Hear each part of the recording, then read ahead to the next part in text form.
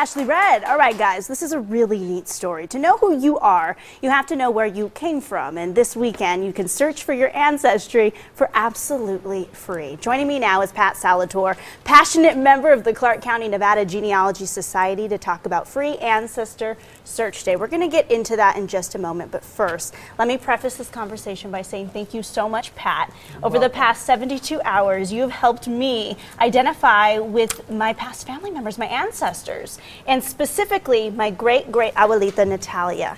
What did you learn about her? Well, we learned quite a bit, actually. And we started out not knowing too much about Natalia. Right. I just knew she was interesting. Names. Right. Yeah.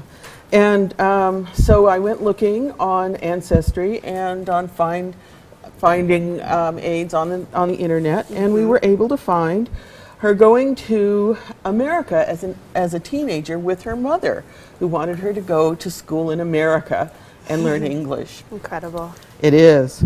But we know that she was married to Jesus Arellano and was living in Colorado. And we find them living in Colorado in 1927 on the business directory for Pueblo, Colorado. Incredible. But she sort of disappears from the record. Then she's not on the censuses or anything. But then what we find is that they're living in, that he's working on the railroad. So we start looking at the railroad system. Let's take a look right here.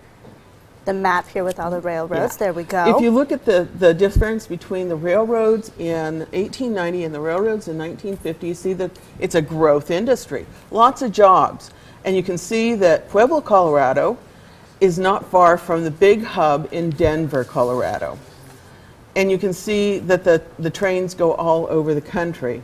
The next thing we found was a 1930 census for her son, Gregorio, who was a little boy living with some people of the same last name that Natalia was born with. But we don't know how they're related. So we went on looking for her, and we find her making another entrance into the United States in 1934. And this not only told us that she is coming back into the United States, which means she must have left the United States. Right. But she came back in 1934, but it gives us her birth date, and it gives us a description of her as being 5 feet 3.5 inches tall, with light brown hair, dark complexion, a mark on her left temple, and the best part, green eyes. Green eyes. She had colored eyes. And it gives us a picture, so we have some idea of what she looks like. Right. So then, knowing when she was born, we were able to go and find her birth record in Mexico, and she was born in Agua Caliente, Mexico. So we have support for this whole railroad thing.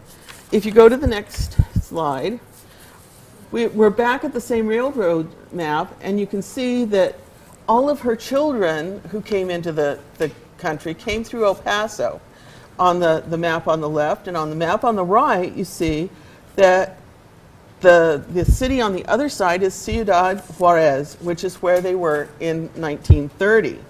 And he was staying with his grandmother and her son, Manuel. And you can see the line of the railroad going all the way down to Agua Caliente. So then we know what a big piece of their lives was in the railroad. Right. And then we have to fast forward because I want to tell people about the event happening this weekend, but really quick, she is buried. She came in 1950 back into the United States, and she's buried in Rose Hills in Los Angeles. And this weekend, I'm actually going to go visit her thanks to you in Los Angeles. This is incredible. This weekend, learn about your family history at the Free Ancestor Search Day. Members of the Clark County, Nevada Genealogical Society will be on hand this Saturday from 10 in the morning till 4 p.m. at the Green Valley Library. Walk-ins are absolutely welcome, or make an appointment right now at mypubliclibrary.com. And don't forget, bring a flash drive because you can keep all of this information, right, Pat? Right. Thank you again. Go nowhere, guys. We'll be right back.